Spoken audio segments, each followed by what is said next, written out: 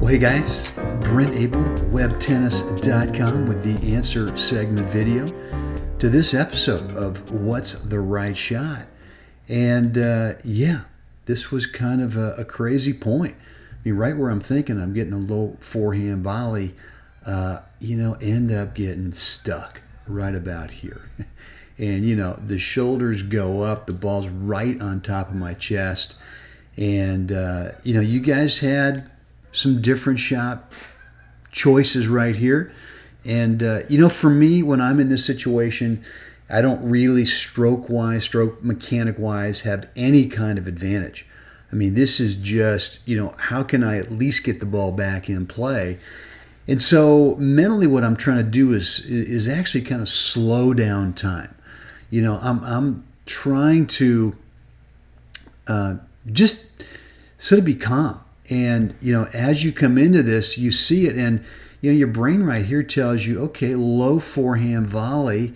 You've already committed that this is not a put-away opportunity. You can see by the height of the ball as it comes over the net, especially now knowing that, eventually it became a let cord. But it's low, so I'm thinking, okay, I'm going to be down here with a low forehand volley, and all I'm thinking about, this is just a transitional shot. I'm just thinking this is going to be down low. I'm going to take it back here to my opponent's feet. And then all of a sudden, the whole world changes. And now it's, what can you do to not go super tight on the grip with your hands, but to relax and, like I said before, try to slow down time. So all I'm thinking about now, slowing down time, okay, let's obviously not pop it up here. What can I do to shove it back to a part of the court where I'm going to be okay? And here's what happens. I mean, I just get really jammed. And talk about a shove. Just try to get it back. And, fortunate that this player wasn't up tighter in the net. And so now, now it gets down low. So we're okay. My mind has gone from low forehand volley, oh boy, to what am I going to do? Let's shove it back. Trouble. And now it's, oh, okay. Now we're okay. We're okay. And here I've got the opportunity now with trying to play this to the alley, and the point is on. So, and I'm going to finish off the point here in real time for you so that you can see the end of this point. But this happens from time to time in a match. And, mentally, this is much more about a mental situation than it is about stroke technique. It's really about making sure that you try to not panic, that you keep your hands relaxed on that racket handle. Because if you get strong, I'm telling you, you just don't make great decisions. The racket string bed goes dead. So again, I'm just trying to shove it away from me anywhere. And now mindset-wise is, you know what, I'm okay.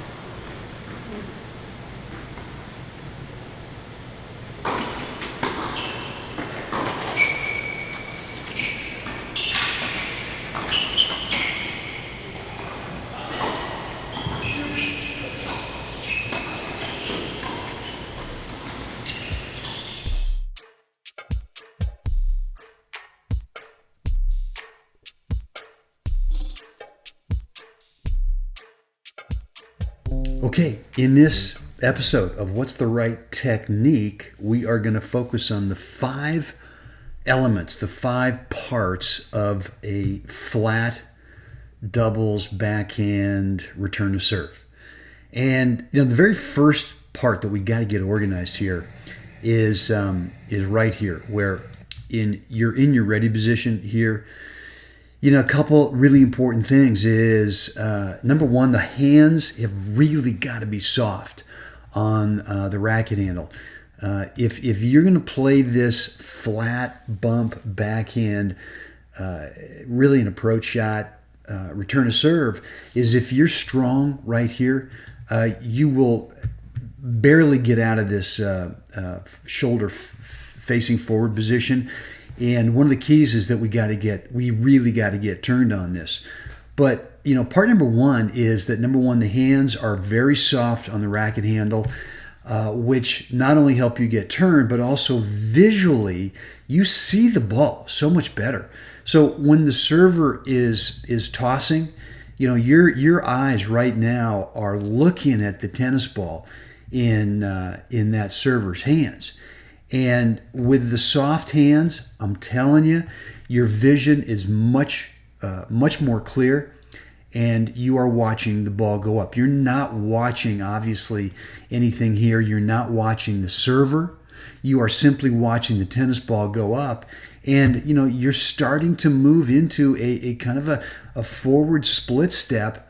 Again, very soft hands on the racket. And, one thing you can do here is you can sort of, rather than thinking, let me back up, blah, blah, blah. One thing we don't want to do here is that before the toss goes up and whatever's happened in the past, you're kind of going, okay, well, I'm going to take this and I'm going to play it as a flat backhand or a flat forehand return to serve. Because what happens if the guy serves right at you? Now all of a sudden you have to change. So you can't predetermine exactly what's going to happen here. And that's why it's important that if you're saying, hey, he's been serving me most of the time the backhand, I'm going to go ahead and do a flat one here. You don't know if you're going to get that opportunity. You can tell yourself, if something happens, then you're going to do that. That's fine. And if you've gone to school on this player and they have typically a flat first serve, a flat deep first serve, well, then you could say, sure, if I get this, then I'm going to do that. But, if you get, let's say, a tough flat first serve to your body where you can't get around the ball with your spacing so that you could play a flat bump and move in, then, you're going to have to play a lob. You just can't predetermine totally. So, first thing is the first part, soft hands on the grip so that you can react to the direction of the serve. But really what's important here too is the soft hands enable a much more, clear vision coming out of your eyes, really locking in on that tennis ball so that right here at contact, you now with the soft hands are ready to react. Either the ball is going to be here, either it's going to be at you, or either it's going to be here to your backhand side. And so that's element number one. Now, element number two is going to be with a racket prep. So that's part one. If you want to get access to the entire course, parts 1 through 5, right down below the video is where you can get enrolled. So hope to see you inside the course. And as always, get out there today, make it another one of those great days.